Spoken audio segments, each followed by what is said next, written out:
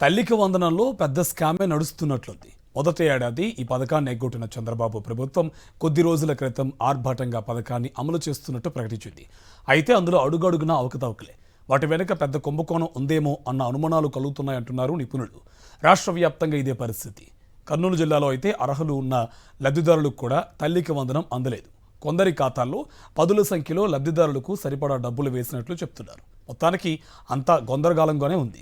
ఇంట్లో ఎంతమంది పిల్లలు ఉంటే అంతమందికి ఏటా 15,000 రూపాయల చొప్పున వారి తల్లి ఖాతాలో తల్లికి వందనం పథకం సొమ్ము జమ చేస్తామని ఎన్నికల ప్రచారంలో చంద్రబాబు, పవన్ కళ్యాణ్లు ఊదరగొట్టారు. అధికారంలోకి వచ్చిన మొదటి ఏడాది తల్లికి వందనం పథకాన్ని ఎగ్గొట్టారు. రాష్ట్ర వ్యాప్తంగా విమర్శలు వెల్లువెత్తడంతో కొద్ది రోజుల క్రితం ఈ పథకాన్ని అమలు చేస్తున్నట్లు ప్రకటించారు. జగన్మోహన్ రెడ్డి హయాంలో అమ్మఒడి పథకం అందుకున్న లబ్ధిదారుల్లో మెజారిటీ తల్లులను తల్లికి వందనం పథకం లబ్ధిదారుల జాబితా నుండి తొలగించారు. ఇంట్లో ఎంతమంది పిల్లలుంటే అంతమందికి వేస్తామన్న కూటమి నేతలు 4 పిల్లలున్న ఇంట్లో 2నే జాబితాలో ఉంచి మిగతా 2కి టోపీ పెట్టారు. విడుదల చేసినారని చెప్పినారు. శుక్రవారం విడుదల చేసినారు కదా, పడినాయి అందరికి ఫోన్లో డబ్బులు. శనివారం హాలిడే అని చెప్పినారు, ఆదివారం అయితే హాలిడే. సోమవారం నుంచి తిరుగుతూనే ఉన్నాం. కాలు అయితే చాలా వస్తున్నాయి. ఎక్కడ పోతే కూడా ఒకసారి బ్యాంకులో డబ్బులు అయిపోయినాయి అంటున్నారు, మళ్ళీ ఇక్కడ అంటున్నారు, అక్కడ అంటున్నారు, తిప్పుతూనే ఉన్నారు. అంటే ఒక క్లారిటీ లేదా? చాలా మందికి అకౌంట్ లో డబ్బులు పడ్డాయి కదా, మీరు ఎందుకు పెట్టకుంటుంటే బాగుంటుండే అనుకుంటున్నాం మేమైతే. మా అకౌంట్లో మాకే వేసింటే కూడా బాగుంటుండే. ఇది 200 వేసి మాకు చాలా తలకాయన వస్తుంది. ఎందుకంటే పిల్లలకి ఇడిచి రావాలా, ఈడ నిలబడాలా, చాలా ఇబ్బంది అయిపోతుంది. ఎంతమంది పిల్లలమ్మా? 4 నాకు పిల్లలు. 4కి పడినట్టేనా? 4 పడలేవు, 2కే పడినాయి. ఉమ్మడి కర్నూలు జిల్లాలో తల్లికి వందనం పథకం అంతా తప్పుల తడకగా ఉంది. జిల్లాలో మొత్తం 20,000 మందికి పైగా విద్యార్థుల పేర్లను తప్పుగా ఫీడ్ చేశారు. విమర్శలు రావడంతో ఆ తప్పులను సరిచేస్తున్నట్లు చెప్పుకుంటున్నారు. కర్నూలు జిల్లాలో 1వ తరగతి నుండి ఇంటర్మీడియట్ వరకు చదువుతున్న విద్యార్థుల సంఖ్య 4,49,000 మంది ఉన్నారు. భూములు ఉన్నాయని చెప్పి వేలాది మందిని అనర్హులుగా ప్రకటించి పక్కన పెట్టారు. కేంద్రీయ విద్యాలయంలో చదివే పిల్లలను అసలు ఈ పథకానికి పరిగణనలోకే తీసుకోలేదు. ఇక లబ్ధిదారుల జాబితాలన్నీ తప్పుల తడకలి. డోన్ పట్టణంలో సుజాత అనే మహిళకు ఏకంగా 40 మంది పిల్లలున్నట్లు పేర్కొన్నారు. ఆలూరు నియోజకవర్గంలో గాదె లింగప్ప అనే వ్యక్తికి 2 పిల్లలుంటే 94 మంది లబ్ధిదారుల వివరాల్లో తండ్రిగా లింగప్ప పేరును పేర్కొన్నారు. నిజానికి ఈ పథకంలో డబ్బులు తల్లి ఖాతాలో జమ కావాలి. కానీ లింగప్ప ఖాతాలో 94 మందికి చెందిన డబ్బులు జమ చేసినట్లు చెబుతున్నారు.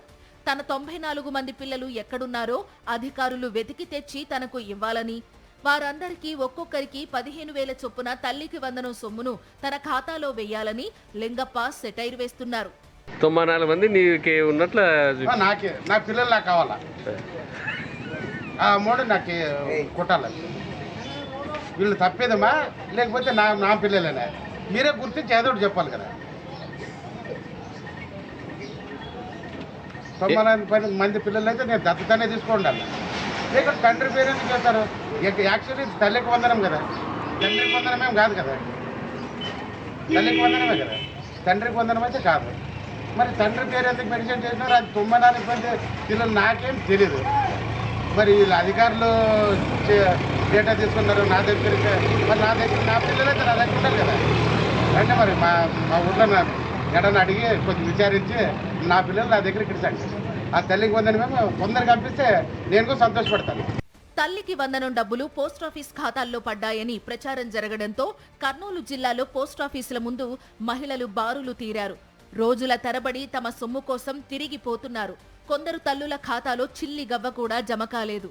అధికారులను అడిగితే మీకు రావలసిన సొమ్ము వేరే వారి ఖాతాలో పడిందని అంటున్నారట. దీనిపై మహిళలు మండిపడుతున్నారు. తల్లికి వందనము ఆలరిలోనే చదువుతున్నారు, మరి మా అకౌంట్లోకి డబ్బులు పడకుండా వేరే వాళ్ళకి పడినాయి సార్. ఎట్లా ఇది పడుకోకుండా అంత తారెత్తిగిడి చేసుకుంటుంటే ఎట్లా పడే డబ్బులు పడుకోకుండా చేసి ఎక్కడంటే అక్కడ వేస్తే ఎట్లా అడిగేవాళ్ళు లేదని సార్ వాళ్ళు కూడా. పదుల సంఖ్యలో విద్యార్థులకు ఒకే తల్లి పేరును పేర్కొనడం వెనుక ఏదో ఒక కుట్ర, దాన్ని మించిన కుంభకోణం ఉండవచ్చని విశ్లేషకులు అనుమానాలు వ్యక్తం చేస్తున్నారు. ఇటువంటి కుంభకోణాల్లో చంద్రబాబును మించిన ఛాంపియన్ ఇంకెవరూ ఉండరని వారంటున్నారు.